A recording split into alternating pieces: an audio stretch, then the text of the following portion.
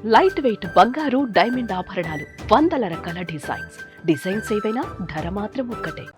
దేశాన్ని బలమైన ఆర్థిక శక్తిగా మార్చడానికి make in India, startup India, skill India, digital India, Gatishakti, Bharatmala వంటి ఉద్యమ కార్యక్రమాలతో దేశాన్ని ముందుకు తీసుకెళ్తున్నారు.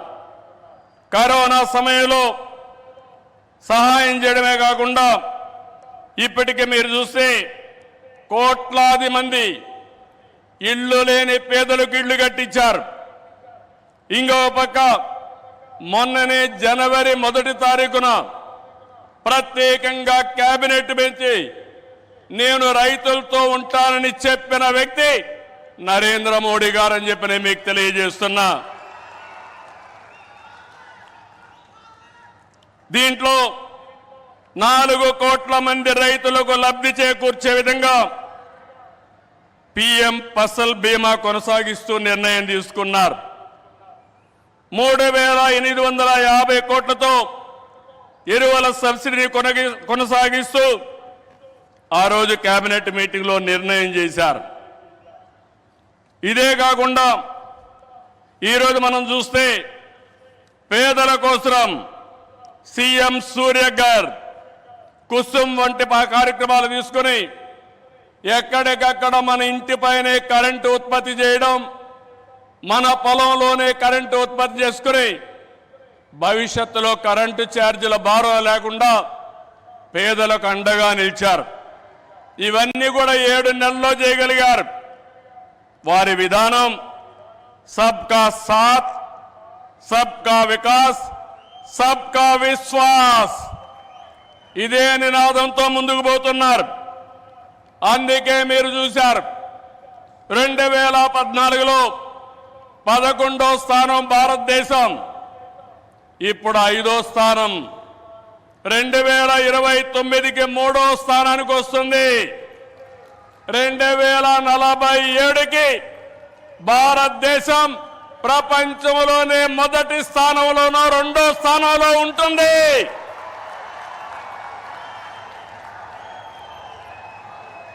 ఇది ఏరేవాళ్ళకు సాధ్యం కాదు, ఒక్క నరేంద్ర మోడీ గారికే సాధ్యం. మన రాష్ట్రానికి వస్తే విభజన జరిగినప్పుడు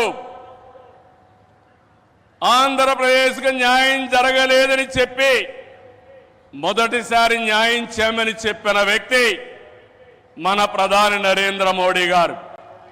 విభజన జరిగిన తర్వాత పోలవరం ప్రాజెక్టు కోసం ఇది పూర్తి కావాలంటే 7 మండలాలు ఆంధ్రప్రదేశ్కి ఇవ్వాలని 7 మండలాలు ఇచ్చిన తర్వాత పార్లమెంటు సమావేశాలు పెట్టించిన వ్యక్తి నరేంద్ర మోడీ గారని చెప్పి నేను మీకు తెలియజేస్తున్నా.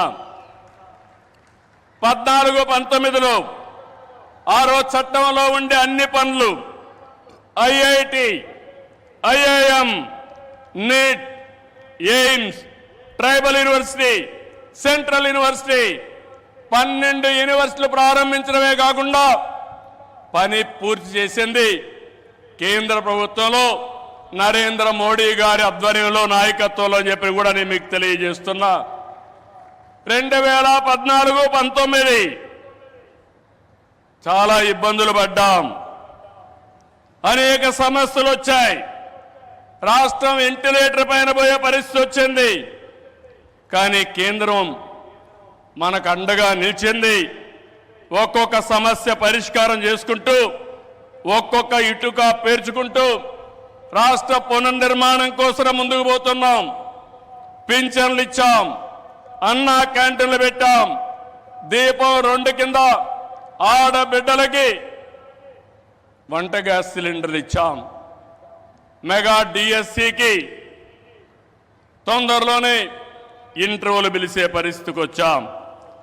ఇవి చేయడమే కాకుండా ఇంకో పక్కన మీరు చూస్తే సూపర్ 6 ఏవైతే చెప్పామో ఆ సూపర్ 6 అన్ని కూడా పూర్తి చేసే బాధ్యత ఎన్డీఏ తీసుకుంటామని మరొక్కసారి విశాఖపట్నంలో మీ అందరికీ హామీ ఇస్తున్నా. కష్టాలున్నాయి, సమస్యలున్నాయి, అధిగమిస్తాం, ముందుకెళ్తాం. ఒక పక్క అభివృద్ధి, ఇంకో పక్క సంక్షేమం, రెండు కూడా సుపరిపాలనతో ముందుకు తీసుకుపోతామని చెప్పి కూడా నేను మీకు తెలియజేస్తున్నా. రాష్ట్రంలో పెట్టుబడులు ఊపందుకున్నాయి. అటు కేంద్రంతో సమన్వయంతో మన బ్రాండ్ కూడా పెంచుకుంటూ మనం ముందుకు పోయే పరిస్థితికి వచ్చాం. దేశానికి ముంబై ఏ విధంగా ఆర్థిక రాజధానిగా ఉందో మన రాష్ట్రానికి విశాఖపట్నం ఆర్థిక రాజధానిని మరొక్కసారి ఈ సభలో మీ అందరికీ విజ్ఞప్తి చేస్తున్నాను. ఒక ఇన్ఫర్మేషన్ టెక్నాలజీ, ఒక ఫార్మా పరిశ్రమలు, ఒక టూరిజం ఏ విధంగా ప్రమోట్ చేశారంటే నరేంద్ర మోడీ గారు అరకు కాఫీని అనునిత్యం ప్రమోట్ చేశారు.